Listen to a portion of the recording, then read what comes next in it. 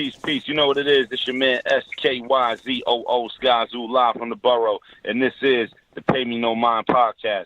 This is Ray Flores, ring announcer for Premier Boxing Champions. You are listening to the Pay Me No Mind podcast with my man Wood. Oh, the Magic Man Malinaji giving a big shout out to the Pay Me No Mind podcast. What's up, everybody? This is Swift Jerry Hurd, 20-0, 14 knockouts, the new IBF champion of the world, and I'm right here with the Pay Me No Mind show. Yo, it's your boy John Connor, and you checking out the Pay Me No Mind podcast. It's Aftermath, and ain't nothing after that. Flint, we in the building. It's Connor, what? You are listening to Pay Me No Mind with show host Wood.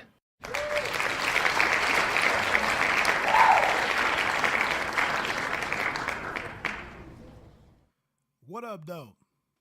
This is the Pay Me No Mind show, as you just heard. It's July 1st. A lot going on. It was kind of a slow boxing weekend, so I'm going to make this pretty much an entertainment heavy edition of the Pay Me No Mind podcast. Got a couple of things to announce.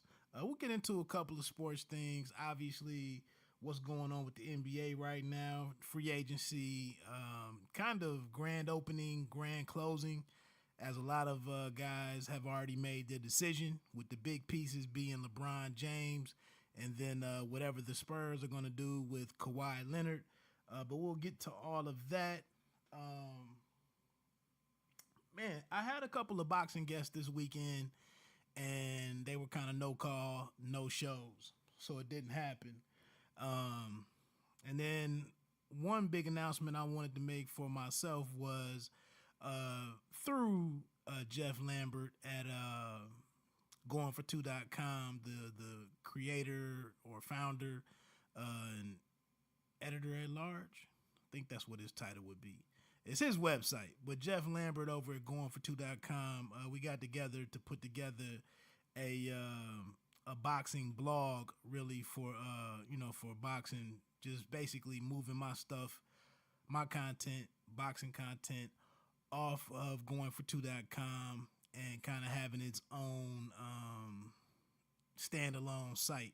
So I'm happy to announce that Bite Down Boxing is out there, which will be kind of my own thing. I like to add some other writers and do something big with it, but it is just one guy at this point. That's myself. And but I like the idea of being able to approach promoters and fighters, as a boxing specific entity.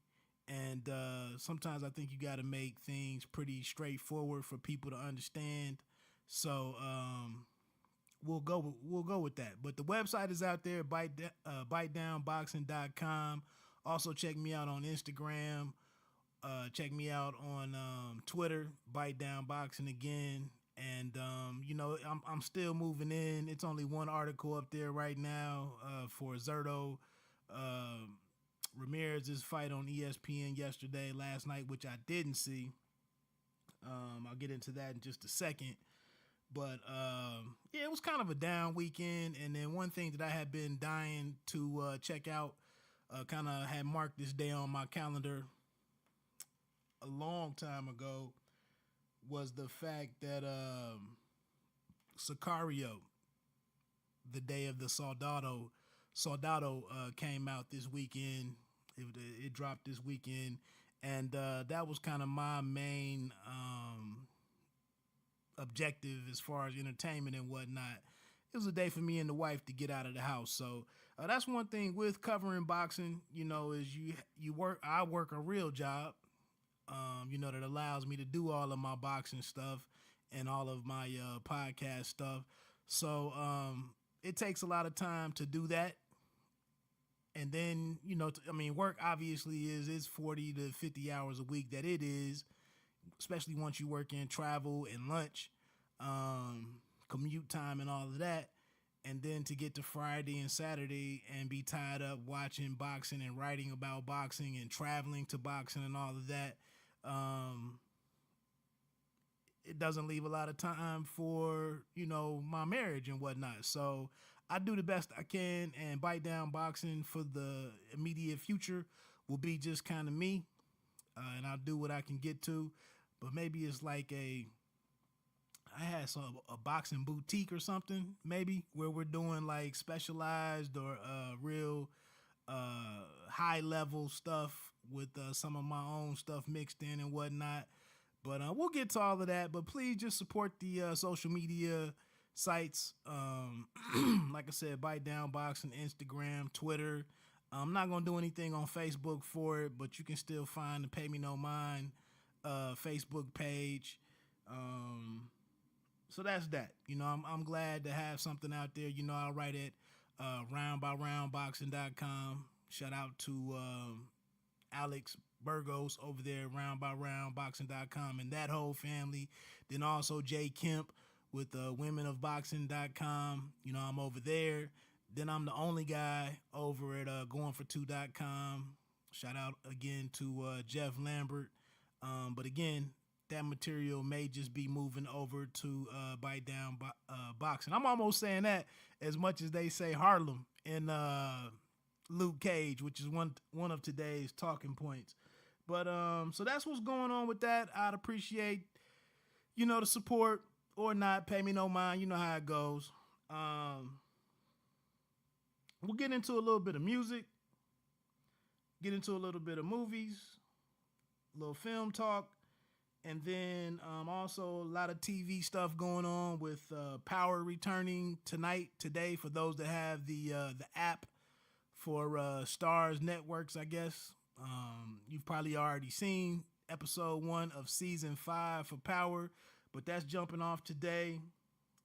Let me see what else was there that I wanted to put out in the intro, if you will. So we'll go into that in that order: music, movies, and then TV, and then maybe a couple of sports things, NBA and NFL. It was something I wanted to get to right out the gate, and I think I forgot what it was. Anyway, so let's jump into it. This is Barry Bonilla Day from the New York Metropolitans, the New York Mets in Major League Baseball.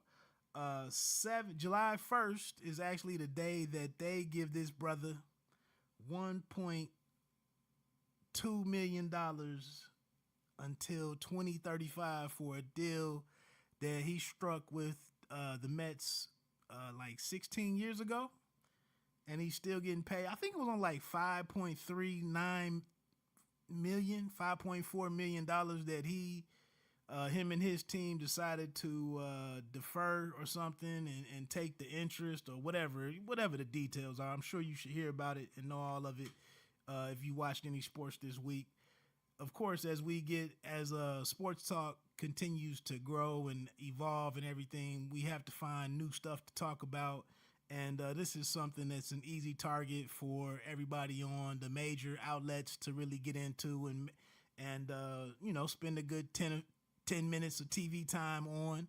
By the way, High Noon is out there now with Pablo Torres and Bomani Jones. I know a lot of brothers like Bomani a lot.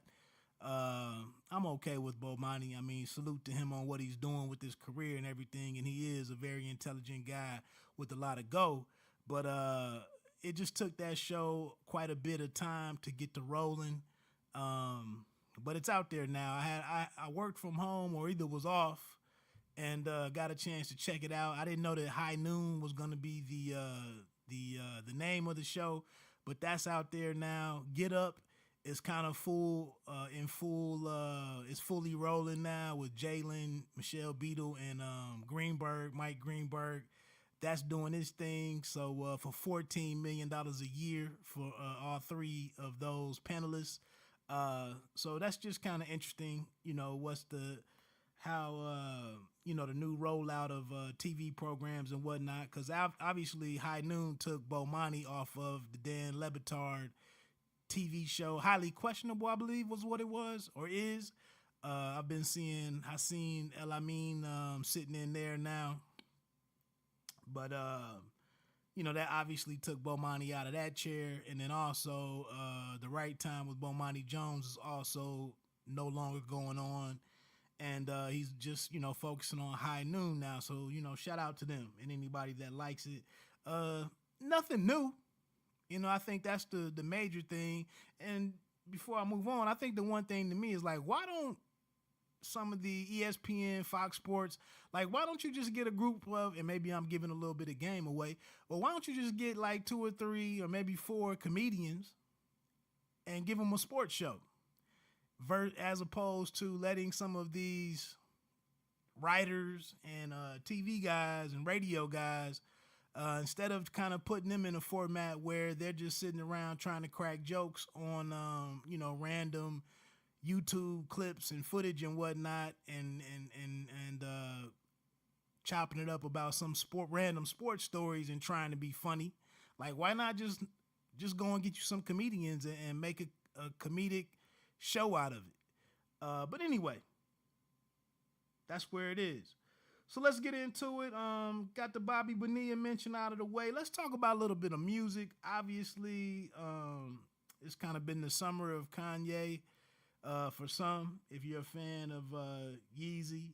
But I did want to come back and touch on Nas's album real quick, which was executive produced by Kanye West. I said I didn't want to jump into it 2 weeks ago when it dropped because I wanted some time to travel with it a little bit, dwell with it, maybe even have it as my soundtrack at work a couple of days. 7 songs. I don't know, man. Still not a real game changer for me, and I think this kind of captures my summarization of it would be that nothing on there really is doper than Nas' album Done. Like the song he had out maybe a year and a half ago on one of DJ Khaled's projects. Nothing on this project really exceeds how dope that was with the Lauren sample in there. I just felt like his energy on that cut was right. He had that New York swag about him and whatnot, and it was up tempo, it was aggressive, and it just fit him. And I don't think anything on this album really surpasses that. And it almost is like Nas is kind of like reminiscent of a Mike Tyson, where he needed a customado or the right trainers to kind of keep him on the right path. I feel like Nas, it's a shame, as creative and as dope and as dominant as he is as an MC, it almost seems like he gets bored with album making. And obviously if you have 7, 6, 7, 8 years in between projects, it's obviously not the thing that you believe in doing the most and want to engage in the most. But, part of his career is being an artist. And I just feel like Kanye failed him in terms of crafting the right, just helming the project. I feel like Kanye kind of dropped the ball. And I can see that Nas and in some of what's been going on with Kanye in the last year and a half, more specifically the last 3 to 4 months, I could see Nas sitting around with him and kind of losing interest in whatever he was saying. I believe Pusha T was also closely involved with some of the crafting of Nasir. But even though it's been on my iPod, man, I really haven't went to it a whole lot to listen to the album in its entirety. It is solid. But I think everything, even though, it's kind of hard, you would never associate the Dream with Nas. But I think that's probably the highlight of that marriage is what's going on everything. Even though the auto-tune is on there and whatnot, but I felt like that was some of the beats per minute was right. I felt like Nas connected with that one, and I felt like that was the highlight. After 2 or 3 weeks later, I feel like that's kind of the highlight the high moment, the high point of the of that project. Adam and Eve is okay. Sometimes I just don't know what the hell Nas is talking about. I mean, verse to verse. I mean, if you listen to verse 1 and then by the time you get to verse 3, sometimes I don't think you know what the hell Nas is even talking about. And that's with repeated listens. You know, cops shot the kid. Again, in the first verse, he's talking about going to a party and doing like balling and all this stuff. And then in the second and third verse, he gets into some Black Lives Matter or political stuff and whatnot. And it's just, he's a little all over the place, man. And I think that just is like the lack of focus that Nas can have in getting into a project. But I thought it did pretty well though. And it kind of harkens back to when we had the best of Nas with Illmatic, and then I Am. I feel like it was multiple producers involved. Steve Stout was involved, and I just felt like it was some people steering Nas in the right way, and it resulted in us getting some of the earlier projects that we've had. And, you know, and I'm not even knocking Nas for that. I mean, he might just be a guy. Obviously, you know, he doesn't like to show up to do videos for projects. He's not a big fan of, you know, doing a lot of treatments and dropping videos for it. He's never really cared about numbers and whatnot. He kind of just likes to throw the records out there and let them do what they do. I've seen him several times. I think that's why some of the projects have kind of been underwhelming as far as certain songs not get the sample clearances, you know, keeping a song or two off of the album that really that may have put it over the top. It just is what it is with Nas. He's still my favorite dude in the game. And I think, you know, salute to him. He's doing a lot in the business world. It was just another article, I think on Forbes or maybe Fox Business or something, about another his Queensbridge venture partners, I believe. It's a venture capital firm that he has launched. And it was another company that he was involved with early on that has done well. And it seems like he's just winning from the business side. And, you know, he's in a moment in his life where he can afford to just, you know, dabble in music and then be successful, you know, as a mogul of different sorts. And I think that Queensbridge Capital has just been, I know the big one that he was involved in was Ring, which does like the, I think they had the doorbell camera that Amazon got involved with. And I'm not sure if that's connected to that Nest, you know, for your heat and AC. I thought they had a unit inside the house too, but he was big on that. He was involved with Dropbox. I don't know if you know that. Maybe if I get a moment here, I'll see what this other story was about, what that business was. But, you know, I think salute to him for finding other ways to be successful. But it's just, in some regards, it's a shame that he's never really locked in and had like the focus and the expectations for the quality of his music, you know, from song to song, that of a Rick Ross with the tracks that he selects for his albums, and even some of the work that Jay-Z. I felt like for this project, you know, if he would have had a lineup of The Alchemist, Static Selector's another guy I think he would do well with, and a guy that will pull some different energy out of Nas. Harry Fraud did some work on Fonte's last album. I just feel like there's a bunch of there's 3 or 4 other guys who probably would have gotten a different finished project out of Nas that I just don't think Kanye had the impact that we were looking for.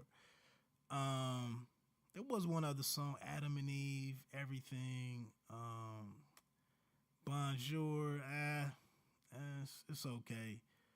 White Label, I think White Label and Bonjour actually sound very similar to me. It's something in the beat that's a little repetitive to me. And then what's the joint on there that closes out the album? The real slow song that sounds like Night and Day by The Deal. I know that's not the sample that they took it from, but yeah, just like I said, I felt like Kanye didn't have the best result in working with Nas as executive producer and whatnot. But moving on though, also last week, actually that same day, the Carters came out. Everything Is Love. And I don't have a lot to say about this project other than the fact that I just think, I'm not really interested in my rap or trap music or trap sensibilities and R&B with Beyonce singing. That whole formula doesn't really work for me. And I'm not hating. I just think they're in a great position to where they can come out yearly or every year and a half, charge you $150, $225 for tickets, tour, go platinum, and have all the positive numbers that measurables that we would expect. Net $350 million or $400 million in touring, and move closer, or actually for them to exceed, $1 billion in net worth. And I really don't think a lot of their messaging, it just doesn't matter to me.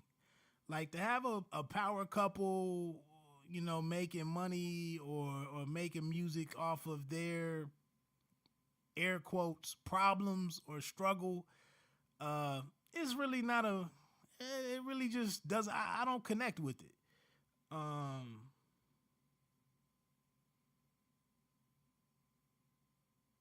I just really don't connect with it. So nothing for me. I just think, some of the attitudes and the swagger and the messaging that they put out, I think it's influencing a lot of people, a lot of younger people out here to kind of hold some of these same attitudes and to conduct themselves in the same way. And I might hit on an example of that in a minute. But you haven't done what they've done to move that way and to present yourself that way and to interact with others in that way. And I just feel like it's very problematic. And again, though, and that's the thing for me, like the lead off cut, ape stuff, that song just really doesn't do much for me.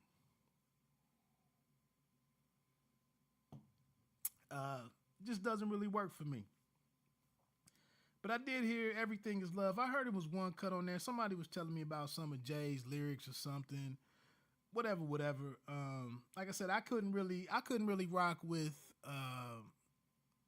what Jay has going on, but not mention the album, like Fonte's No News Is Good News, or Black Thought's what is that? Streams of Thought Volume 1. It's just the Book of Ryan, Royce the 5'9". I feel like more of those projects really resonate with me a lot greater. And then getting into another project that I really dig, and speaking of Sicario and an action flick, on one hand, I'm moving past some of the silliness, and I'm really moving towards being more of that old grumpy guy on the porch, sitting in the rocking chair, yelling about this and that, get off my grass and whatnot. But then on the same hand, I listened to a project like Westside Gunn's Supreme Blientele, which came out, I think, a week ago. I believe, or maybe 2 Fridays ago. It might have came out the week after Nas's Nasir. Or it might have came out the same day. I don't know. But Westside Gunn, if you don't know, him and his brother Conway the Machine, 2 cats out of Buffalo, from an outfit called Griselda Records, which was maybe a year ago, was picked up by Eminem Shady Records. So that lets you know kind of what kind of heat Griselda, and Westside Gunn is. I heard Westside for the first time on Sky Zoo's project. He was in the chorus. And very unique voice, a unique cadence and flow and whatnot, or lack of.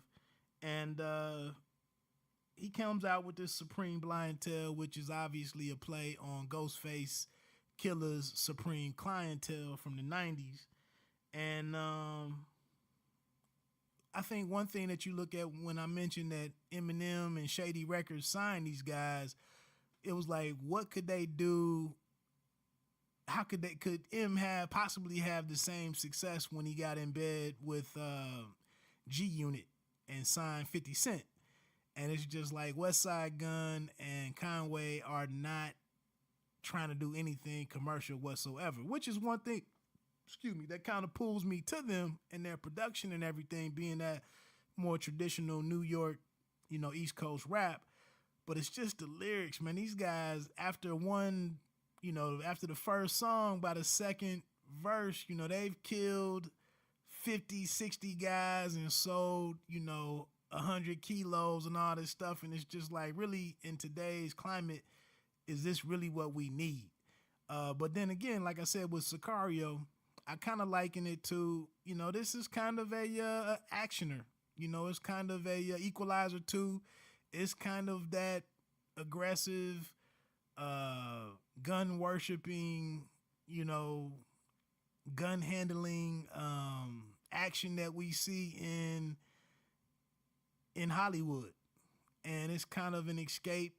But like I said, the sad thing is that, again, for anybody that's taking these messages and this lifestyle and adopting it, and hear that ESPN app that I need to cancel real quick, but that's what that was. But just like right now, with the death last week of XXX Tentacion, or however you say his name, a lot of the messaging and the themes of hip hop right now is really just, you gotta take a stance for yourself and what's representing you and what's beneficial, to your living and your livelihood. Because there's a lot of stuff in it right now that's really just not healthy if you really looked at it. But I don't want to preach too much. But back to Supreme Blientele, it's a whole bunch of different producers involved on it or in it. I think the in-house producer for Griselda Records has been a cat named Derringer. And like a year and a half ago, I think Westside Gunn had a project on iTunes called Fly God. I don't know if you remember it, but it had a red album cover, and it was like a cartoon image of Westside with a crown of thorns around his head, and he had blood dripping down in his face. And that's kind of what I've grown to accept these guys as. Like, Westside Gunn is very artistic or creative, and Supreme Blientele, and I don't know if that's like gang related, switching that C to a B, or if it's because they're from Buffalo and the Blientele is for the B in Buffalo. I don't know. I haven't heard the whole album. I've just I've bought most of it. I need to just go on and finish it on iTunes. But Elzai, the features, Elzai is on there. Busta Rhymes, Conway, his brother, makes several appearances, and then there's also several appearances by Benny the Butcher, who is another artist on Griselda that's from Buffalo. And I don't know if you remember last year with the Source Awards, the Source Awards, my bad. BET's Hip Hop Awards, when they do their the ciphers, Griselda had its own cipher, and in my opinion, Benny the Butcher might have had one of the top 3 verses out of all of the people, out of all of the artists who did who had a cipher, out of all of the crew the separate record label or crew ciphers. And then I don't know if that was last year when the women had one, or 2 years ago when the women had one by themselves. But like I said, I know Griselda had one. And if you go back and check Benny the Bleacher's flow or verse. I think he had one of the more impressive ones. I've checked out a couple of Benny's solo projects, but again, one of the things is Benny's the first album that I saw, The Brick, it was more like him spitting about or reporting about life on the streets and talking about the struggle. And then I think recently he put out a project called Friend of Our Friends, a friend of ours or something, and it's really mafia related. And now it's almost like he's full blown just repping mafia life, street life, and all of that stuff. And it's sad right now that there's nobody from the East Coast that's really creative, and just like a rapper and just enjoying life. It's like all of this stuff is coming out of so much negativity and, little value for life and whatnot, and that's all we have to rock with. But producer-wise, Westside Gunn, I'm impressed because he moved from just rocking with Derringer to actually have tracks included by, I think Pete Rock has 2 cuts on there. The Alchemist has 2 or 3. Ninth Wonder, I believe, has 1 or 2 on there. Anderson .Paak is also another feature on there from California. But like I said, I didn't buy it. And actually, I'm looking at Rolling Stone did a very light album review of it. They have it up on rollingstone.com right now, which I don't know if you like to use them. Jadakiss is also on there. But I don't know if you really like to use Rolling Stone for your album reviews, but I kind of like to check in with Rolling Stone because they've been doing it so long and they've been talking about so many forms of music, and it's always, to me, a solid baseline. I mean, you can go to, excuse me, Hip Hop DX or, hotnewhiphop.com, I believe, is another one. Tons of different blogs out there right now where you can check in. I think even genius.com, who is more of a lyric website. If you want to check out the lyrics of any albums or any songs, you can do that at genius.com. But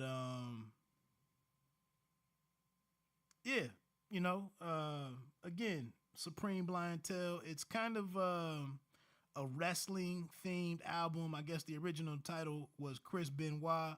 Westside Gunn is supposedly a huge boxing fan, and I was reading another article where he goes every year to WrestleMania. But Chris Benoit was the name of the album. I think it has 3 album covers, and one is with Chris Benoit with like a third eyeball. Like I said, that's the crazy thing about Westside Gunn, is that he seems to be very creative and very artsy. And then again, if we dig into his lyrics, not the greatest lyricist. Oh, and another thing I was thinking about, I'm jumping around a little bit, but remember in like maybe 98, I think around 98, 99, remember when New York had kind of fallen off? And it wasn't reignited from inside New York. It was Yonkers. They came in with Rough Riders, DMX, and I guess Mace was around then too. But like, again, Rough Riders came out of Yonkers, and we had never heard of Yonkers before that, although that's where Mary J. Blige comes from. But all of out the blue, we learned about Yonkers, just like in 94 when we found out about Staten Island with the Wu-Tang Clan. But anyway, in like 98, 99, Yonkers comes on the scene and resurrects hip-hop, New York hip-hop. And it's like right now with so many guys from New York doing the trap music and sounding like from elsewhere, here it is in 2018, which has been going on for like a year and a half now. We get Griselda Records, who is doing and releasing like the more traditional sounding hip hop in terms of their music, you know, with the sampling and the boom bap sound and all of that. But also on this album is Rock Marciano. I don't know if you remember Rock, but Rock Marciano used to be a part of Busta Rhymes' Flip Mode Squad very briefly. And he's been a guy that's been out there working on his own for the last 10 years or something. And it's just amazing how active he stays. Has never really had any more commercial, appeal other than that verse that he had on Busta's song with Mariah Carey, Whatever You Want or whatnot. I don't know if you remember that from back in the day, but yeah, Chris Benoit was the name of Supreme Blientele. That was one name, and then there's also another name out there, and the Rolling Stone doesn't have it. Let me check on dxhiphop.com. They mentioned it. I think I just deleted it. But yeah, if I can give you a couple to check on, I want to say Gods Don't Bleed is produced by Derringer, and that has Jadakiss and Benny on it. That's a pretty dope one. Brutus, and these are all hip. I mean, you can hear the wrestling with Brutus, being one of the tracks. Wrestling is me. One song is called Mean Gene. Broadface Brippler. I believe Crossface Crippler might have been Chris Benoit's finishing move at one point in time, but the Broadface Brippler has Benny and Busta Rhymes on it. That one is produced by Alchemist.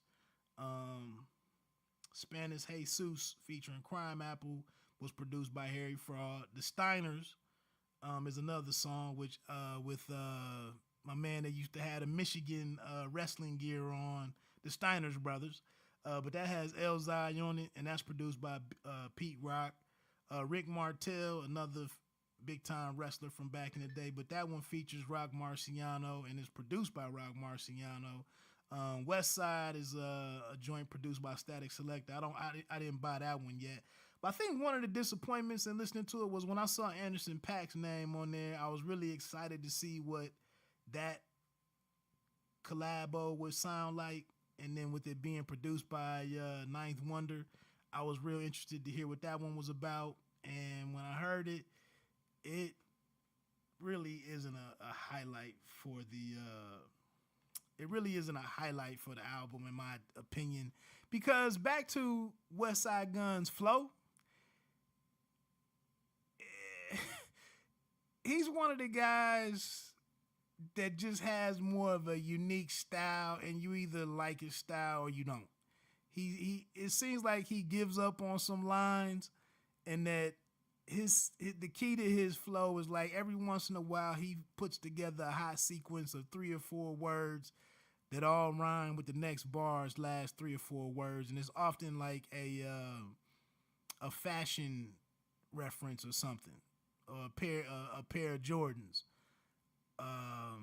Or maybe some Balenciagas or sneakers or something. But if you looked at him line for bar, word for word, not your best lyricist. But like I said, here and there, it's just kind of like his overall style of how he does things and puts his music together. Maybe you like it, maybe you don't. But that's Supreme Blientele. One other music piece, and one thing that I'm gonna start doing with the Pay Me No Mind show, man, I'm gonna start stressing like regular black male living and things that would be dope to like maybe 32 to 45, and you get beyond trying to be hot and trying to be cool and trying to be seen and all that, and it's like you've settled into whatever your lot in life is, and you're not balling, you know what I'm saying? Like, you don't just go to the sports bar and blow whatever and buy all the rounds, and you got to look at things from more of a pragmatic approach, a budget. You got other things going on to just live outside of your means. J's aren't important anymore.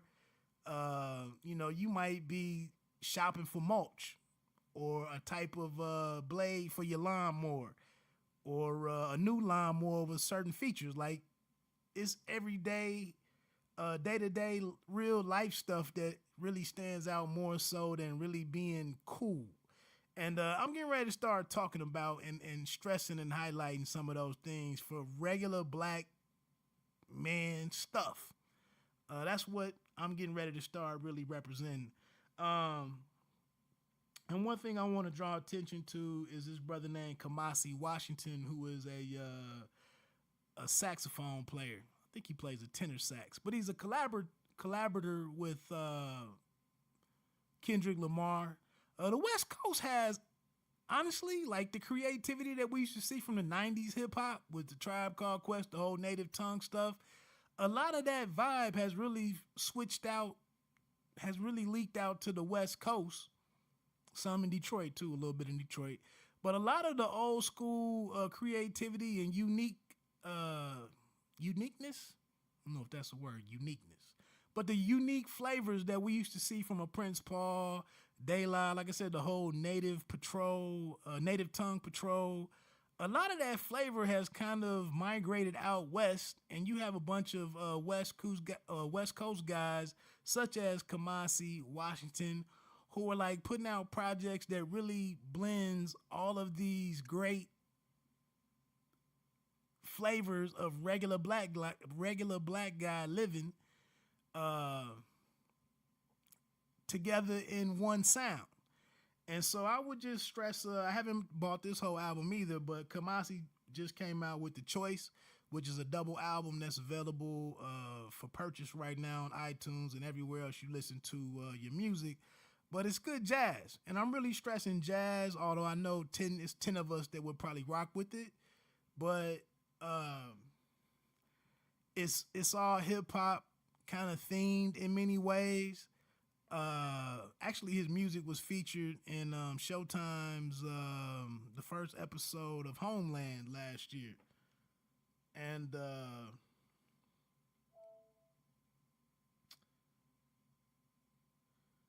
was checking. I was waiting to see. I might have one guest pop up on the show. I'm waiting for a text message.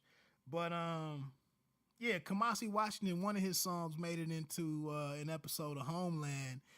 And I'm just saying, man, I mean, I'm just checking for different stuff besides rap right now. I'm sorry. And hip hop. I'm going to get into it as I talk about Luke Cage season 2 is another one of the talking points for my TV portion. But I was listening to a lot of reggae from because Stephen Marley pops up on Luke Cage. And it's like, I really want to listen to something substantive and something with a good vibration to it, you know, a good vibe to it. And Kamasi is kind of along that line. His song has some video game themes to it with Street Fighter. I think the lead-off song was called Street Fighter Mas, for short for Kamasi. But just some beautiful jazz, man. And one thing that I stress to you, you know, is you gotta, and a lot of rappers are saying this right now, a lot of people out in the forefront, but you gotta take into consideration the vibration of the stuff, of the music that you're allowing into your life and into your thinking. And if you listen to some reggae and some jazz and some stuff that's a little bit more about happiness and joy, or isn't just beating you down with all types of negative lyrics and all of that stuff, if you take in some different stuff, man, you honestly can feel a little bit better about what's going on with your life, you know, and you can go out into the world with a positive bounce to yourself, as opposed to sitting around listening to some of this stuff that these kids are listening to, and everybody is all freaking charged up and confused about everything and upset that everything isn't going their way. It's some different stuff out there that I think would benefit some people to take a listen to. But again, you know, I know that's just getting on your soapbox and preaching and whatnot. Nobody really wants to hear that.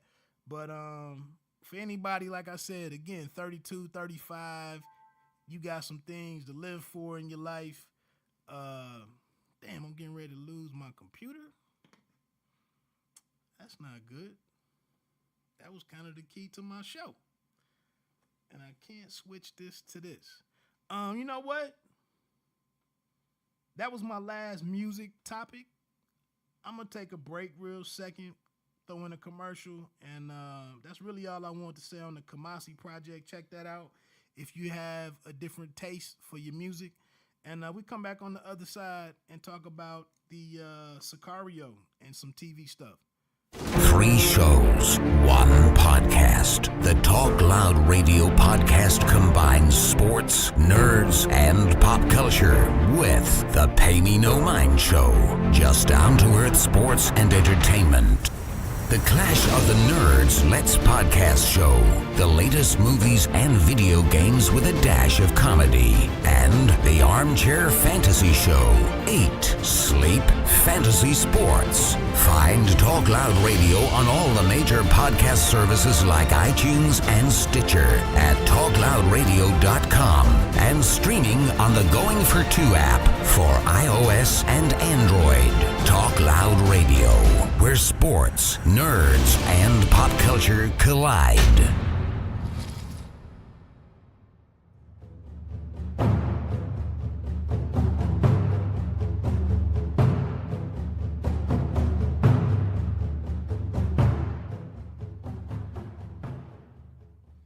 All right, and I'm back.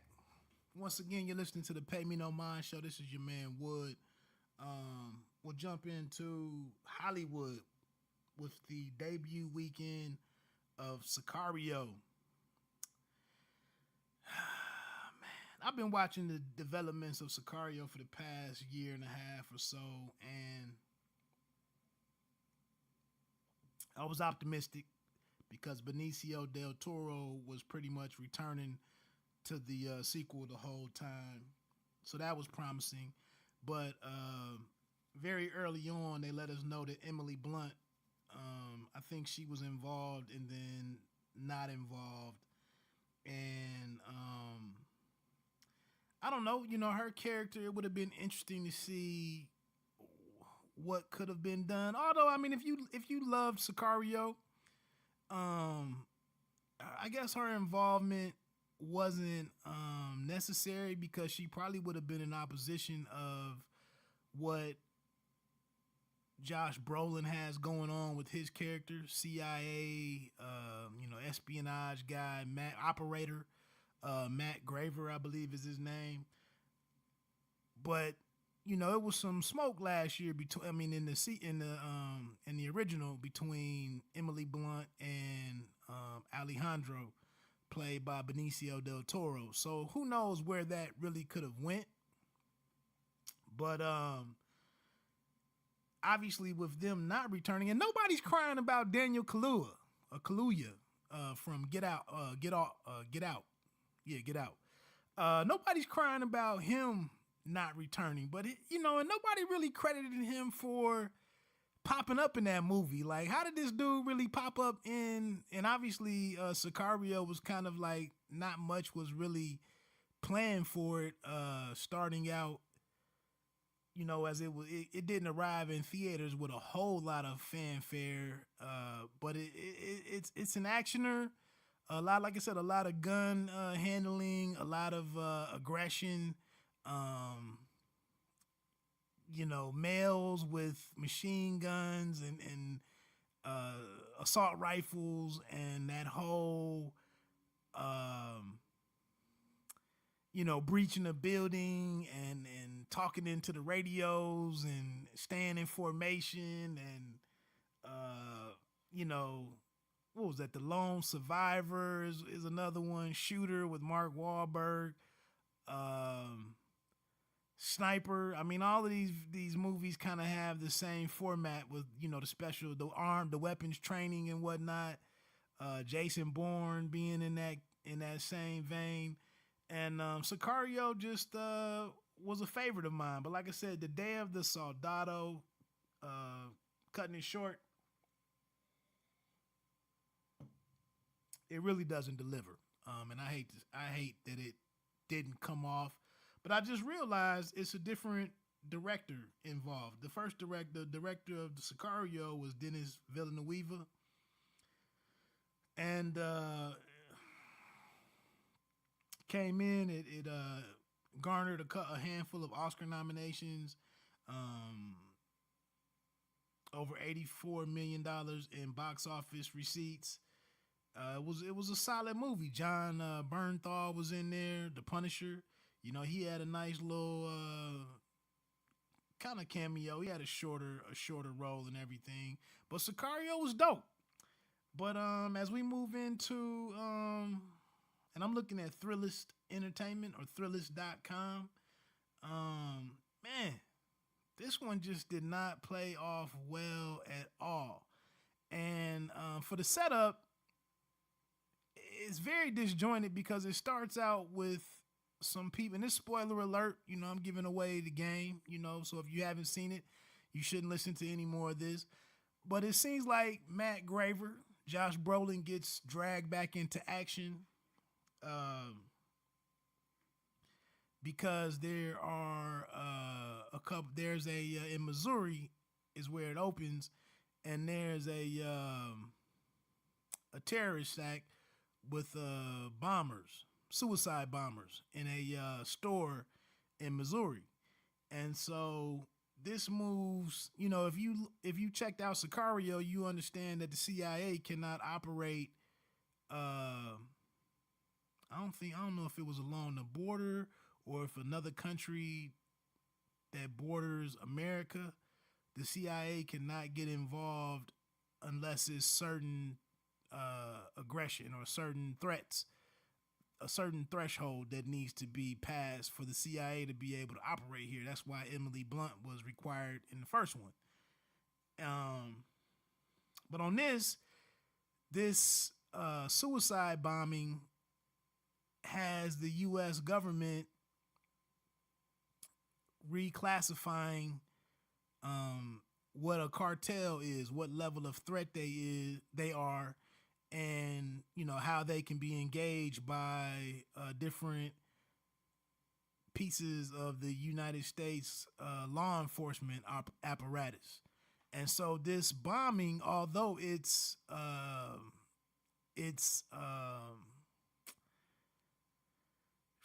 I mean, the characters that do it are obviously like of the Islamic faith or Islamic extremists. I don't even know. That's probably running into some kind of being politically incorrect and whatnot. But the guy that blows himself up and one of the guys that they catch at the border is obviously their Middle Eastern descent. And Islam is at the center of it, however you want to chop it up. So Josh Brolin characters goes over to the Middle East and to Africa, to Somalia actually, to track down, you know, is this a new access point for Islamic extremists and ISIS? Let's just say ISIS, because I don't want nobody looking for wood, you know, with the axe to grind about real Islam and all. That's not what I'm here. I'm not here for that. But Brolin goes over to Somalia to investigate and get some answers for, you know, the people that he reports to. And they go from interrogating this Somalian pirate, and then they blow up. They extract him first. They kidnapped him, you know, through an operation. Then they get him into custody. Then they have to question him. They do different tactics, and you know they point out that waterboarding is not a thing anymore. But they also point out that because waterboarding isn't a hot button issue right now, we can do whatever we want. And in the country that they're operating in, that gives them more freedom to do what they want. So anyway, they get a lead on this one guy that blew himself up as the border security was tracking down a group of Mexicans trying to cross the border. That happens, and then there's the incident in the Missouri shopping market, grocery store, that these three bombers blow themselves up. So that's the two things that kind of get this whole day of the Soldado started. Brolin meets with the government and they say, hey, now we've reclassified the cartels. You can go down there and operate freely. We need you to mix it up. And Brolin's whole idea is, well, instead of us going in and taking out somebody like El Chapo or, the characters that we've seen in Narcos on Netflix, we don't want to replace the Kingpin, the Don, but we want to have the cartels take one another out. So the objective is to create a war between the cartels, to have them focusing on one another versus just being business as usual. So they go down and kidnap this girl. And if you know from Sicario, and then they re-enlist Alejandro, Benicio del Toro, and we're like, the selling point is we're really going to cut you loose now. You can do what you need to do. Not like he didn't just kill the whole family in Sicario. I thought that was cutting loose. But now they can go after this Carlos Reyes guy that I guess is the guy who actually had Alejandro's family killed in the first movie. So the goal is to kidnap his daughter and make it look like another cartel did it, and then have those cartels fighting with Reyes's cartel. We never even find out who Reyes is in this movie, which is kind of where things ran off the track, because the whole time they take Reyes's daughter, they do abduct her, and then things get really convoluted. We don't know. It just never really it really never found itself again. But the guns come out, the shooting ensues, the operation status, the politics comes into play, all this stuff happens. And then, like I said, it's just, the movie kind of lost itself. But to finish it up, for some reason, they took the daughter and took her to a safe house, or actually a compound inside the U.S., and they make it look like, because they have to return her before things fully go awry, that they were going to return her to Reyes, and then probably Alejandro was going to get a chance to kill Reyes. But in order to hide what was going on, they set her someplace and make it look like she was brought to the U.S. by, to be hid by this opposing cartel. And then they set it up to make it look like the CIA or the DEA, that they come in and save her. So I guess that's why she was in Texas. And then when they save her from this house in Texas where she was being, air quotes, held, when they go to return her to Mexico, that's where kind of like the conflict in the movie starts. Because as they're trying to return her, I guess I'm figuring it out now that I'm thinking it through clearly. I saw it I think we got out of there after midnight last night. But they go to return her, I guess, whatever phase 2 of their plan was to plant her somewhere in Mexico for Reyes to find her. As they're on their way in there, and they have a convoy with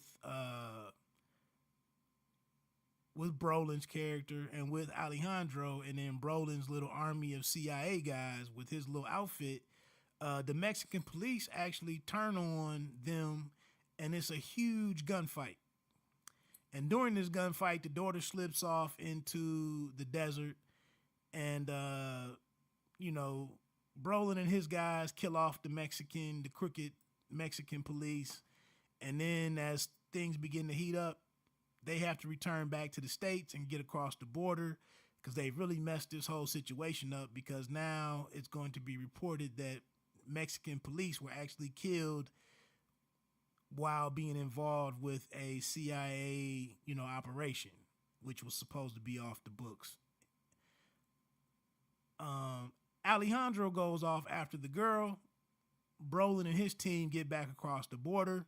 If you remember the border scene in Sicario, once again, we have another border situation, but it's not hardly as turned up as the Sicario one was. But once Brolin is back into the States, this female that he kind of takes orders from and is kind of the liaison between the CIA and the U.S. Senate, or the senator played by Matthew Modine.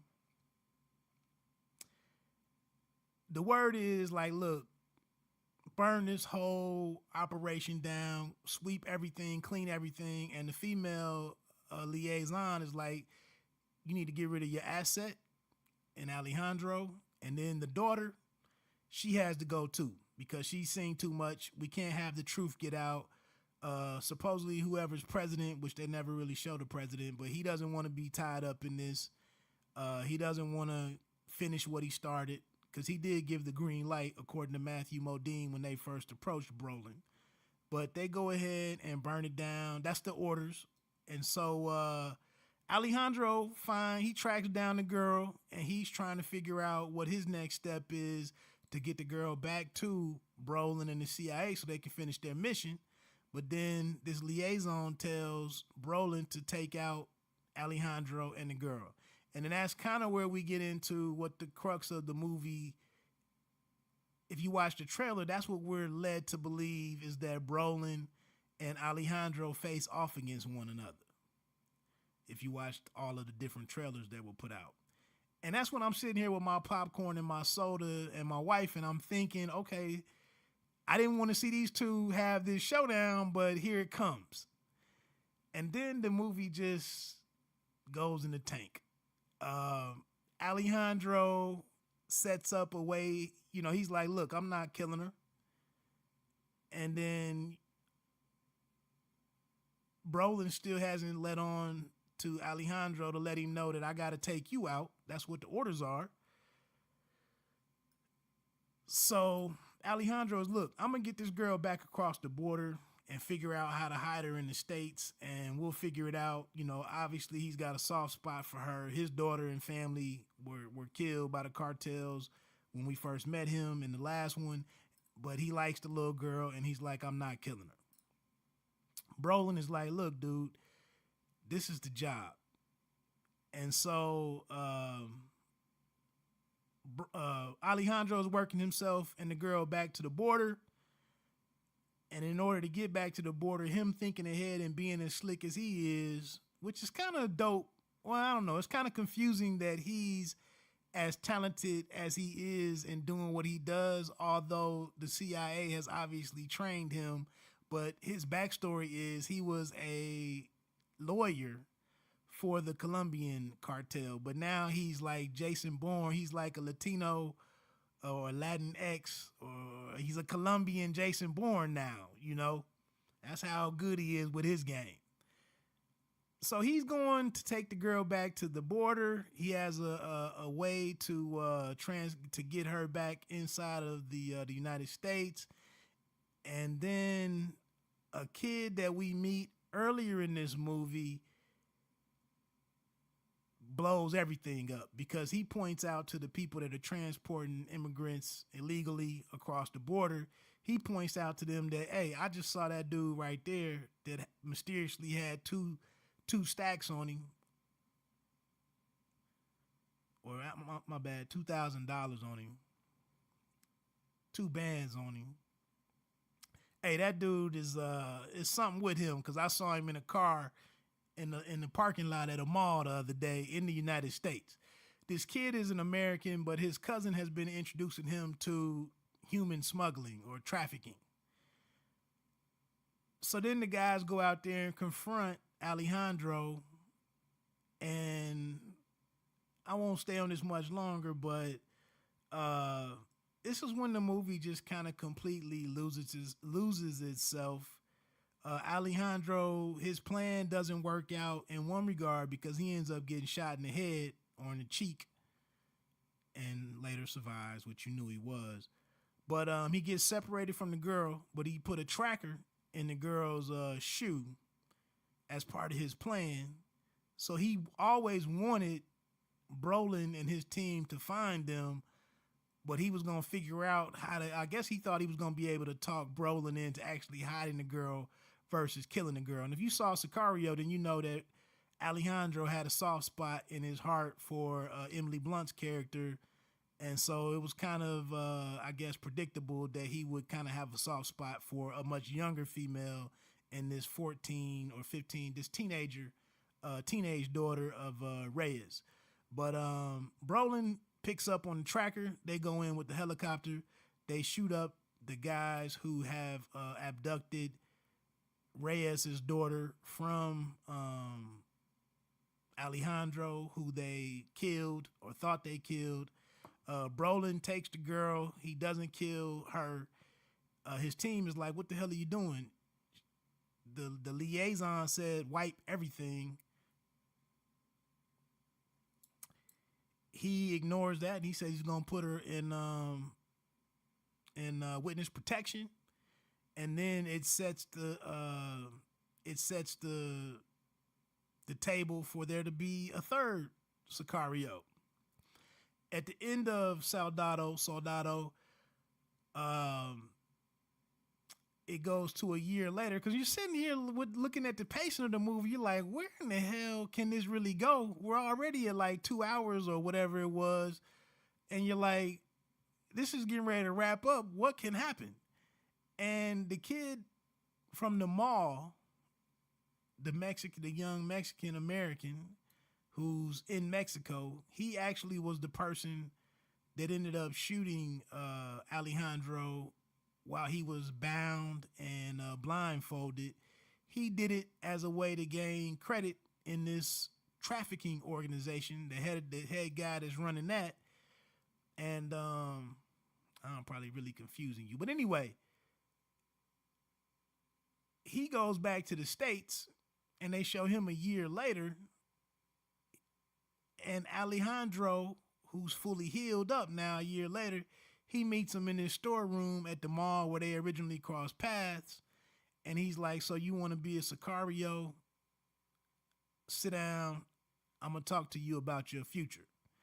So if it sounds confusing or crazy or disjointed, that's kind of what it was. It seems like the director who was, what was his name?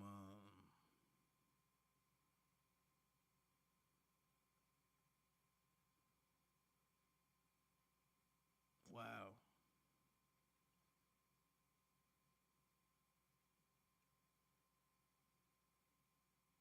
Stefano Salima.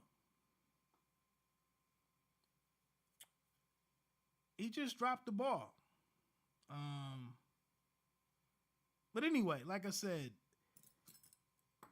we're set up now. There could be depending on what opening weekend does for it, there may be a part 3. I wouldn't need to see it, but I'm kind of invested in it now. And so I might, there might be a way for Emily Blunt to get back involved, possibly. Or you know how they do, they could like either Alejandro enough, or they could like Josh Brolin's character. They could like one of them enough to spin this off into a different movie. They really could do something like that. You know how it is now. If they find anything that's kind of proven commodity, that's what they run forward with. So that's in a nutshell, in a huge nutshell, that's what Soldado is. If I had to give it 5 stars, I would probably give it 2.5. The action was good. I think what they set out to do was acceptable and interesting, but how it all kind of came together in the final act, there was really not much you could say about it. So look, Power comes back tonight. I just realized, I don't want to say the name of what I was using, but I had something I was getting through my Fire Stick that I had all the channels. And the U.S. government must have taken this business, this company, they must have cracked down on them, and now I don't have it anymore. So I just realized this, like this morning when I was going to talk about Power, I don't have a plug to check out Power legally anymore unless I go and get the Stars app, which I don't see me doing that, and especially until I cancel my ESPN Plus app. They got me on the 7-day trial, but it was only $4.99. But some of you that have the app, you may have watched episode 1 this morning. For some reason, I thought I was going to see it in a couple of hours later on tonight, and that's not going to be the case. So I was fooling myself. I don't know if my mom has Stars. I'm trying to see. I told you again, Stars for me is no longer must see. It's kind of like a fun thing. I would have checked it out because it was on. And then also, I'll tell you another reason why here in just a second, my next talking point. But one of the things that I thought was interesting with Stars, obviously this year, Dre is the distro now, mysteriously. Ghost wants payback for his daughter being killed, which my mom is still damaged that they allowed his daughter to be killed. Tyreek almost caught his first body last year. Or did he end up having to kill my man because he was getting ready to get killed himself? He might have. I can't even remember. But the dude who shot his sister, he did play a role in him meeting his demise. But now, for him to further himself in the street side of things, Tyreek wants to be a hustler now. He wants to get in the game. And then some of us want Tasha to be damaged somehow to some degree because she cheated on, she stepped outside of the marriage, which Ghost was already doing his thing.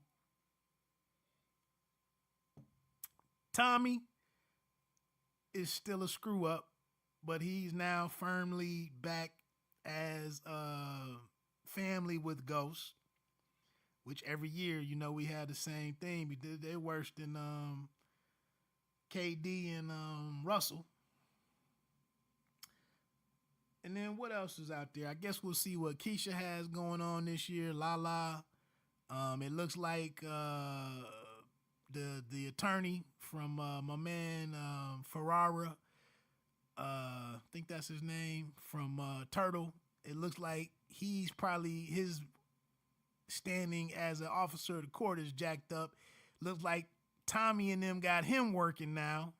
And then, of course, the major story is that Kanan, the band is back together with Kanan, Ghost, and Tommy as a three-headed, or the triumvirate is unified this year. So that's that. Like I said, I got to find a way to check it out. If I'm even, I think I might just wait and follow it and follow along on Twitter for the first few weeks, see what the vibe is on it, Instagram, checking it out that way. And then maybe I might just do it. I might wait for Stars to have like a free weekend where they do the marathon, to be honest with you. Excuse me. But then again, it is a talking point that I like to cover, so it kind of would behoove me to find some way to see it so that I can talk about it.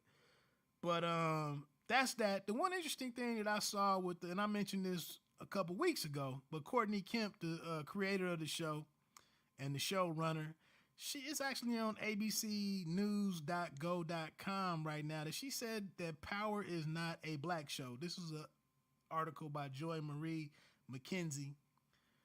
But Courtney Kemp says that this is not a black show. And it kind of is reminiscent, or takes me back to one of the lines from J. Cole's album, KOD, where he says that something like this, the stuff that you're rapping about, it might have been in a 1985 song, but the stuff that you're rapping about, the messages and the themes in your lyrics, this is really what the ESPN app again. I don't know if that's gonna make it into the sound or not, but Power is also like what mainstream, Hollywood or TV world wants you to think and wants to pawn off to you as what black living or African American or black life is all about. But it couldn't be more further from the truth or more farther from the truth. But it's being sold as this is what's going on, for black Americans. And that's kind of why I have kind of the problem that I have with Power. But like I said, as just a TV show that you check into every week, it is what it is. And I would imagine it is one of the hottest shows, on TV. And I salute them for that, because at the end of the day, you want people tuning in. I don't think it's going to do anything award-wise and whatnot, but the goal is to make a good... I'm sure Italian Americans on some levels had problems with The Sopranos. I'm sure, Shameless has his people out there. Maybe some Mexican Americans are going to have a problem with Snowfall that's coming back, and how, Mexicans are being portrayed over there. Shout out to my man Carlos Castillo on Twitter. But one thing that Courtney Kemp, just to finish up what she said, is, which is even further bugged out in this story, they mentioned that 50 Cent took the stage with a white-robed choir and orchestra to perform the show's theme song, Big Rich Town, at the New York City premiere.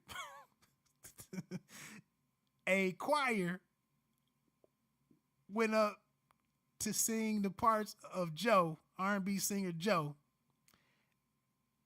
enrobed in white gowns that we see with choirs. That's how that's how twisted this stuff is. This is what I'm talking about when I'm talking about my regular black guy life. Here it is. You get a choir to sing a drug song, a song about drug selling and living in the life, being in the streets in the life, and you have a choir singing that. Now, I wonder why people are confused, autofocus, or AF. Now, I wonder why people are confused, autofocus. But anyway, Courtney Kemp says the New York City premiere marked a huge milestone for diversity and inclusion in this country. She said, Power is not a black show. It's not a white show. It's a New York show, she said to Applause. And it's full of ethnicity, personality, and downright swagger in this room tonight. The faces in this crowd and the faces represented on this screen tonight are a statement about the need for programs like ours. Kemp, 41, added, it is more important now to stand up and be counted. So, again, like I said, they want you to think that this black family that's all torn up now, 13, 14-year-old daughter gunned down in the street, mom with 2 different affairs now. She slept with Sean in season 1, slept with the lawyer last year. Ghost is in love with Angela, the USA attorney. But this is, what did she just say?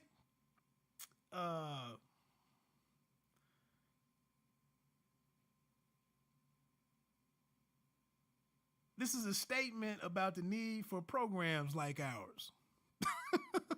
Okay. That's what we're going to put out. That's what we're going to run with. But anyway, shout out to them, though. Like I said, it goes on to mention that Deadline said Power was in the number 2 spot on the premium cable list, directly behind Game of Thrones. Now, Game of Thrones is dirty, too. You know what I'm saying? I mean, it's fantasy, but it's got its troubles, too.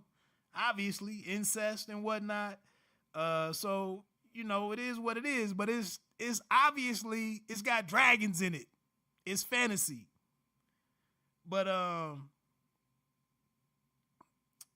It went on to say that season 4 premiere grabbed 3.26 million viewers, making it the second best ever season debut on Stars.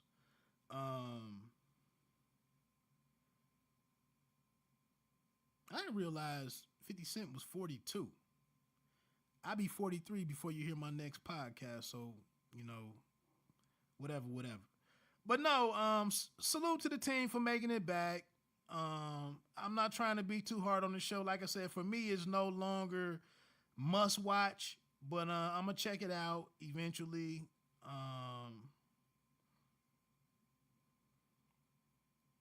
That's that. I hope everybody that enjoys Power, I hope it lives up to your expectations this year. I know we have to see it's the best show ever. It's the best season ever. Anyway,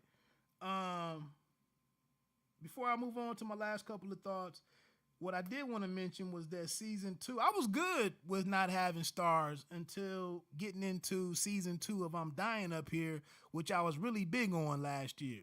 But I'm Dying Up Here in season 2, Jim Carrey, executive producer, a bunch of characters that I've come to like and appreciate. I just don't know what's going on with the show this year. The first few episodes were pretty interesting as we saw what was going on with Cassie, Bill Hobbs, which is Andrew Santino, I believe is the comedian's name. Eric Griffin is one of my favorite newcomers, new comedians that I've found about. He plays Ralph. RJ Seiler, who's coming up, who's got a nice role in a movie called White Rick.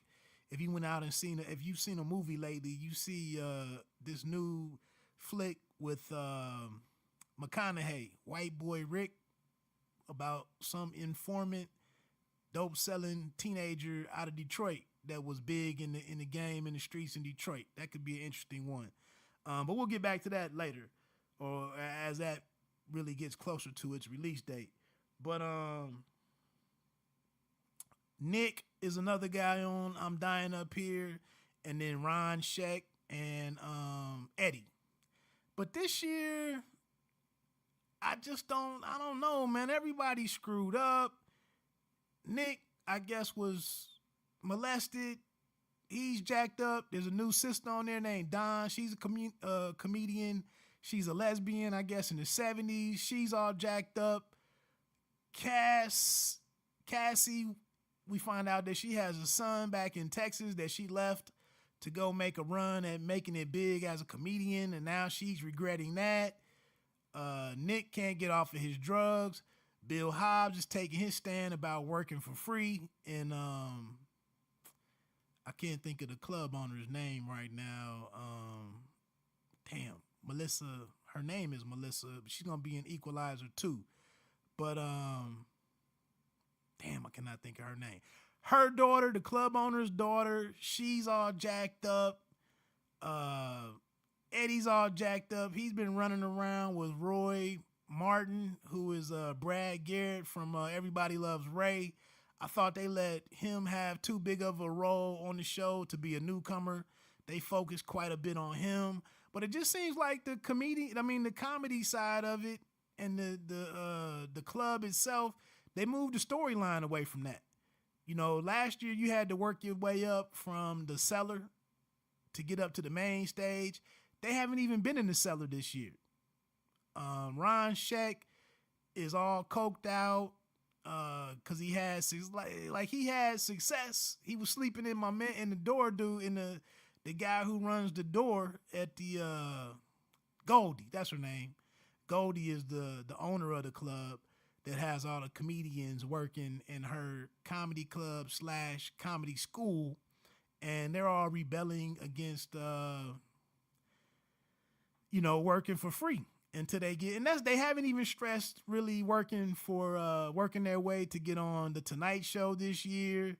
Boxing fans, the real cool thing is that they actually this past episode last year, Richard Pryor, a guy that was portraying Richard Pryor, showed up. in last season. This year, Muhammad Ali, a guy playing Muhammad Ali, shows up at Goldie's Club.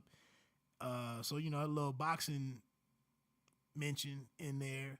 But the show just, it really lacks the focus this year. So, with it kind of stinking it up a little bit, as we probably only have like an episode or two left in it. Although the one thing is that Nick might have found out, instead of just focusing on comedy, he might be a natural at being a talk show host or a radio talk show host. But Cassie is, like I said, I guess another thing is Adam, Frodo, and Ralph, the two black guys, the two black comedians on there, they actually did something huge where, you know, in the 70s, they're getting ready. They've actually been greenlit to put up a sketch show, you know, a television sketch show that they've been writing, but they really haven't moved forward with putting that together. Ralph has been adamant that we need to get the material prepared, and this is serious because he comes from writing for the Cher and Sonny show, so he knows what it takes. But they really haven't moved forward with that idea or that storyline too much.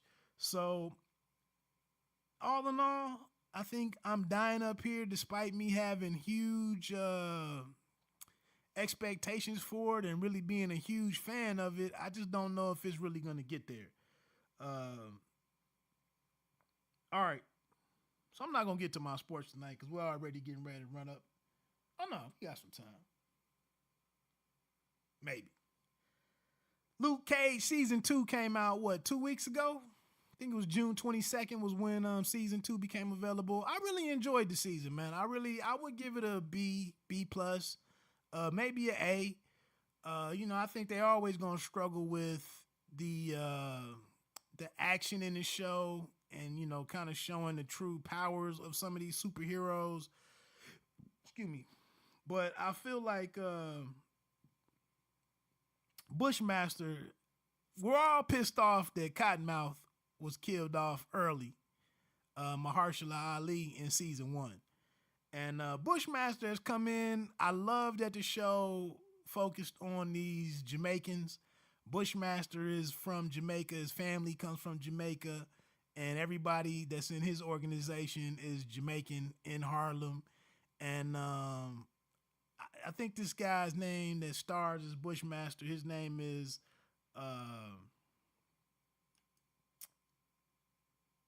Mustafa Shakur, I think. But he's phenomenal, man. I really like him. And I hate when I binge watch stuff, man, because you forget details, whether they're small or big. And I don't remember if he dies before his character gets off the show or if he just ran out of, he was getting his superpowers from something called Nightshade, some flower called Nightshade. I don't think he dies. I thought he just was jacked up because Nightshade was started having a negative impact on his body. But he whips Luke Cage's ass a couple times. It felt like 21 Jump Street, but Williams, who was Malik Yoba, has like superpowers. They have some phenomenal musical guests. This blues player named King Fish, Christone something is his first name is Christone, but his nickname is King Fish. But you can find the videos are out there on YouTube of some of the performances. I turned into a huge fan of Stephen Marley. Stephen Marley is on there for 2 songs. Chase Them, I played Chase Them. I bought Chase Them, which I didn't even know it came from 2009. But I bought Chase Them and was rolling around my city yesterday as I was watching all of the families getting lined up at like 4 o'clock for fireworks for 4th of July in my city. I did not know that it was that big of a deal. But I guess if you have kids and you need stuff to do for free, I guess that's what you do.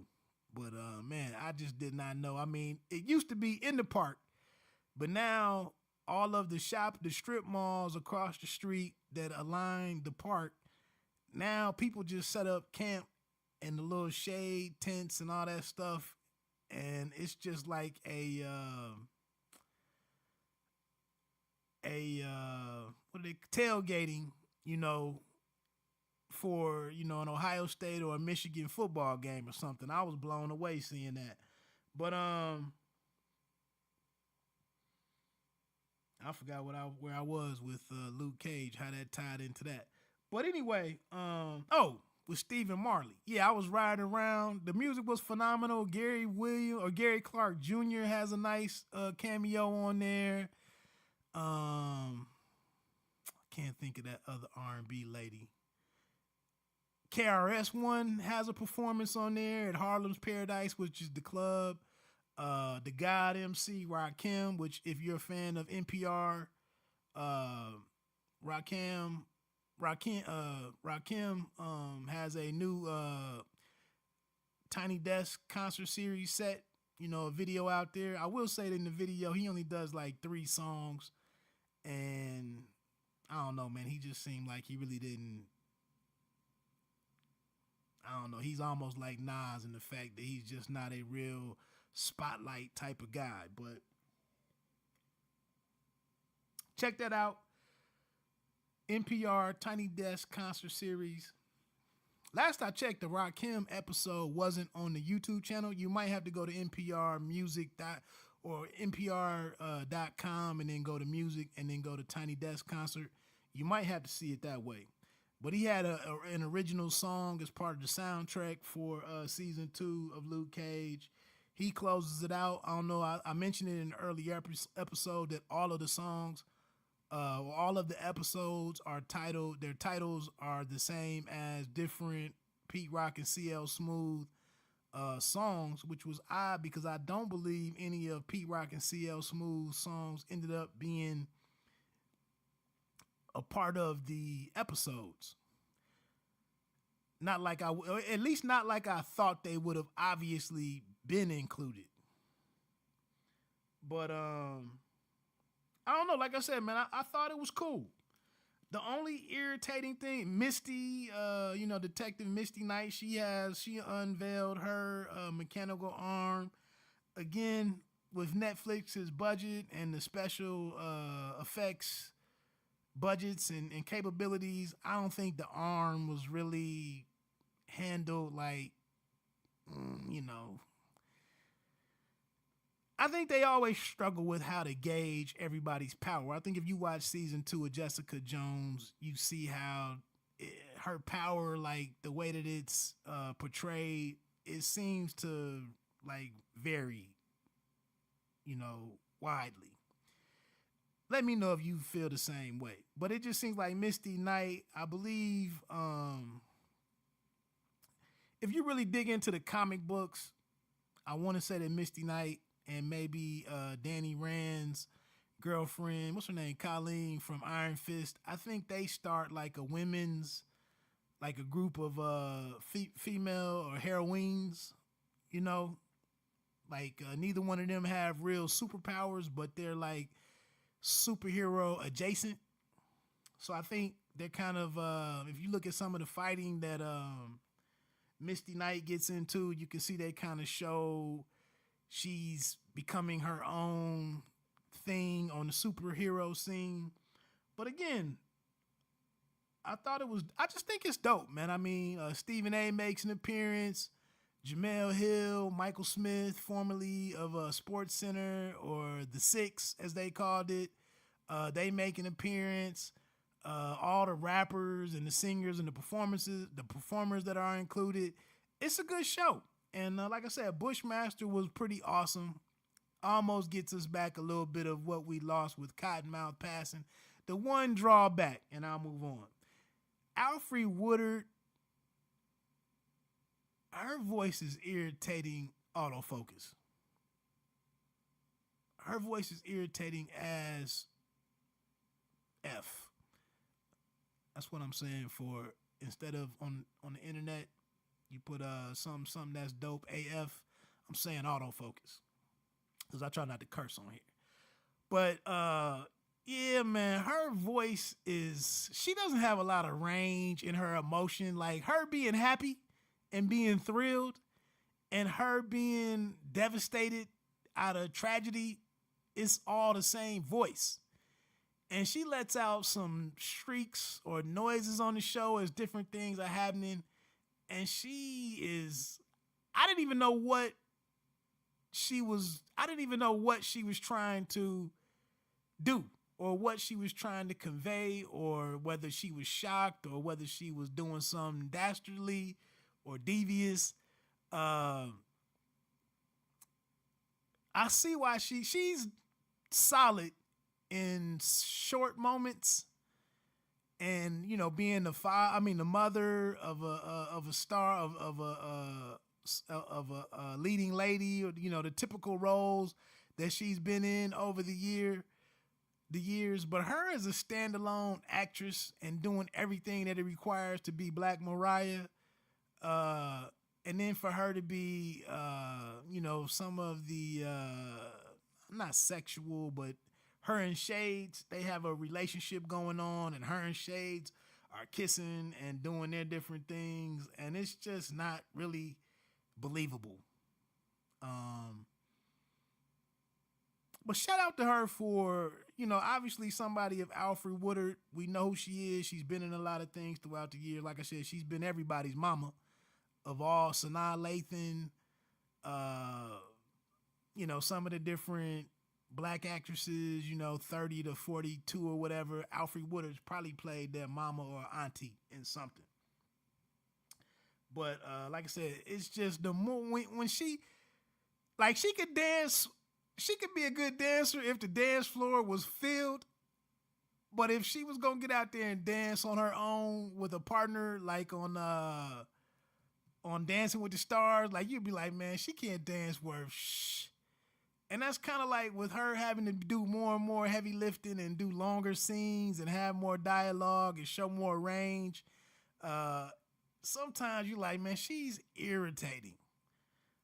But all in all, man, I enjoyed the season. I think I would give it a B or B plus, maybe even an A as far as what to expect in Netflix. It was worth the watch, and I would recommend it. And I'm probably gonna watch it a second time just to remember everything that I didn't. But again, I think Bushmaster is a huge success.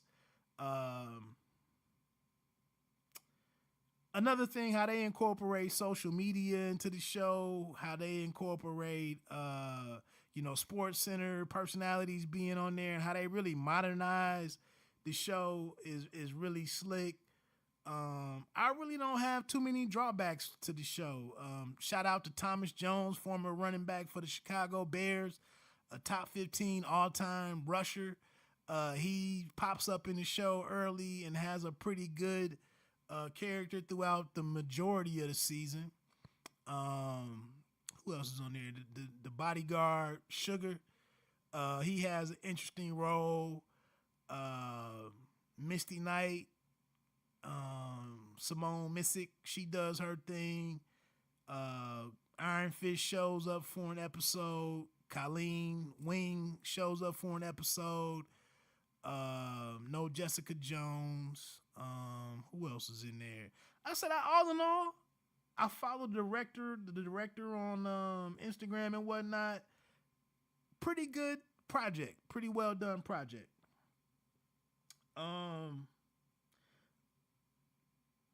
Last TV thing, I'm very disappointed that The Breaks, if you remember The Breaks, that was on VH1 a year and a half ago or so, with Ashton Williamson, I believe is her name, was also a former football player on there for the Philadelphia Eagles. I can't remember his name off the top of my head. I didn't write it down. But also Tristan Wiles or Mac Wiles was playing in it, but it was a show about Wood Harris was in it, but it was a show about the early beginnings of hip-hop and a hip-hop record label and a mogul in Wood Harris's character. But that show, last I heard, it was kicked to BET. They sent it from VH1 over to BET thinking it would be a better home for it. And it looks like at this point, it looks like that they're giving up on it altogether and it will not make a return. And I thought that was one of the better. Out of all of the tearing down, you know, and the black stereotypes that VH1 is responsible for, the breaks I felt like was really was like it did enough to like wash out all of that BS with the Love and Hip Hop and the Atlanta, all that, whatever else they got. I don't even know all the shows, but I felt like the breaks was dope and I felt like it was going in the right direction. I was hopeful that BET could continue to do what they were doing with it. I thought it was also a great development for hip hop for it to have, you know, a program where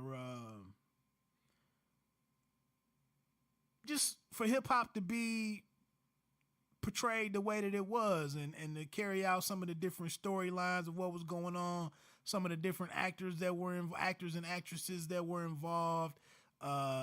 You know, it was all inclusive. The cast was very diverse and everything. And it wasn't over the top, you know, and we were getting ready to learn about, you know, Tristan Wiles was playing, you know, a budding producer. The MC that he was playing was kind of like a Rakim type. But like I said, Ashton Williamson, who's from Ohio, Toledo, Ohio, I believe, she's actually starring in The Rookie. Excuse me. A TV, I believe it might be on ABC, but I don't want to lie. But she's moved on to that, so I'm assuming if she has a gig with ABC, that BET's money would not stand up and that she's moved on. So that's a sad development to me that I don't think anybody's really reported on it to give us a definitive answer on it, but the breaks, it seems like it's gone. And you know what? I did have a couple of, I'm going to hit these sports things up real quick. This is TalkLoudRadio.com. One, Jameis Winston or Seamus Winston. I usually don't turn the names. I usually don't play the name game with making fun of people's names. But Jameis Winston, man, has to realize that he is one of 32. And really one of maybe 15, one of 17. Because all NFL quarterbacks aren't created the same. And I just feel like, man, for this brother to go out and to take an Uber ride and get out of the Uber with his whole career in jeopardy. You know, he agreed and negotiated a 3-game suspension. It should have been 6. But somehow this idiot got in the back of an Uber, and by the time he got to his destination, supposedly sexually assaulted the driver. And I struggle to understand how anybody could get in a vehicle to get a ride. And he said he was drunk. You know, it was drinking related. And I guess it's reported that he's no longer drinking. That was part of his, his trying to fix this situation. But he no longer drinks. But we'll see. But anyway, 6-game suspension. He negotiated for it to go down to 3. He says he doesn't know what happened because he was that drunk. So he said he can't deny or confirm what he did to this young lady. He doesn't know what happened. That's how drunk he was. Supposedly, like I said, he touched this lady or groped her or something, this driver. And just to make it go away, the NFL did not follow the normal procedure in verifying or vetting out their investigation and whatnot. It was just like, in order to make it go away, they made this deal. And I just want to say, if I'm the Tampa Bay Bucks, and I was big on Jameis going into last year, I thought he could emerge as one of, like I said, in that from number 8 to maybe number 15 group of quarterbacks. I still think he has a phenomenal arm if you watch him throw the ball. But hey man, if I'm the Tampa Bay Bucks, I got to get ready to move on. And one of the sports shows made it, they called it out that, it's a general manager, a team president, a coaching staff. It's a lot of real NFL professional people who their success and their livelihood, their job is tied to this quarterback doing well. And I'm sorry, man, if you're an NFL quarterback, you should, and you have the reputation that he has and the issues that he has. Because I always said the dude turned into a hell of a leader on the field.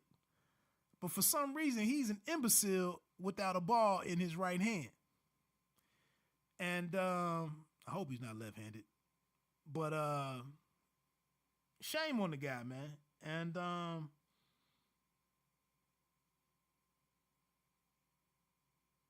we'll see what happens there. Some people could say Ben Roethlisberger had his issue maybe 4 or 5 years ago. He had to miss. He was sat down for, I think he was suspended to 6 games and got it to 4 games or something. And the NFL kind of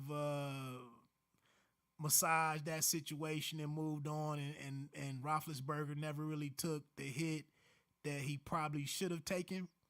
But it comes back to that saying that, if Hannibal Lecter could run a 4.4 or something, they would just say that he has an eating disorder. And, it's a shame. It's a shame, man. And shame is Winston that the man can't even freaking go out in public without, threatening his whole career, without causing harm or injury to another human being, especially another female or a woman. And, I can't even root for that dude no more, man. I mean,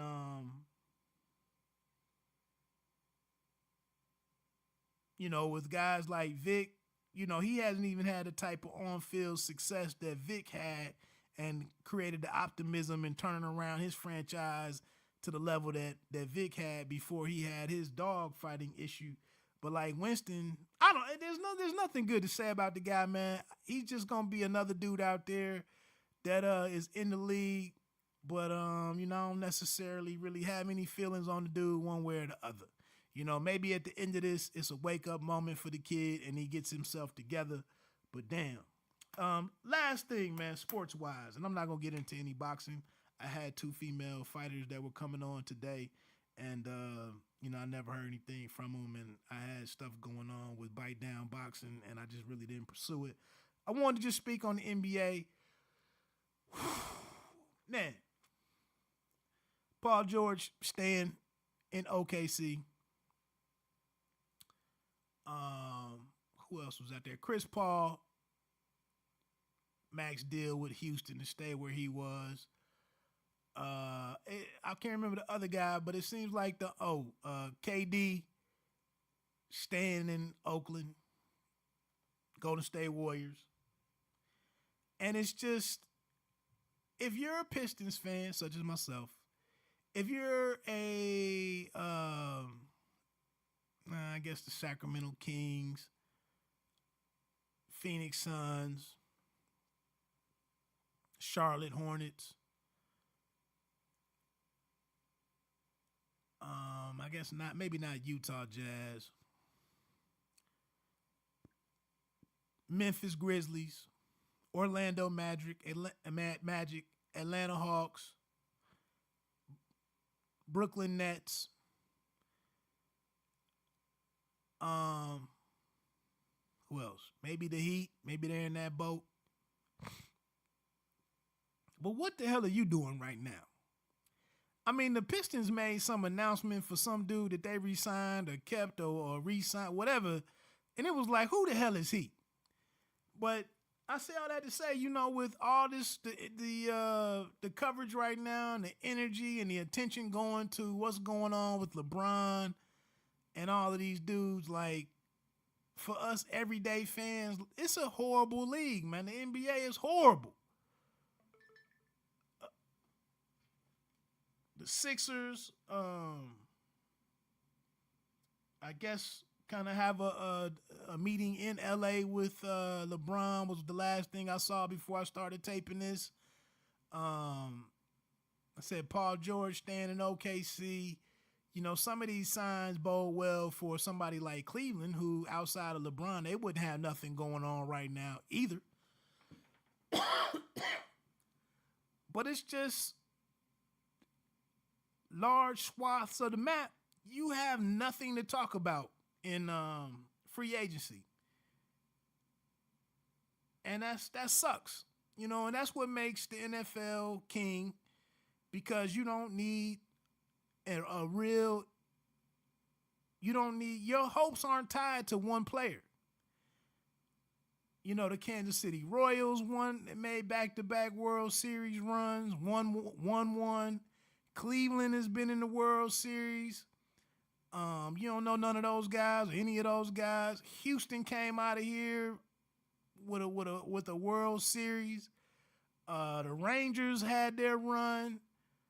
The San Francisco Giants in a bigger market, but with a bunch of good players, but no real elite players. A hell of a pitching staff at the time with Baumgartner and I can't think of the blonde-haired kid, but you know,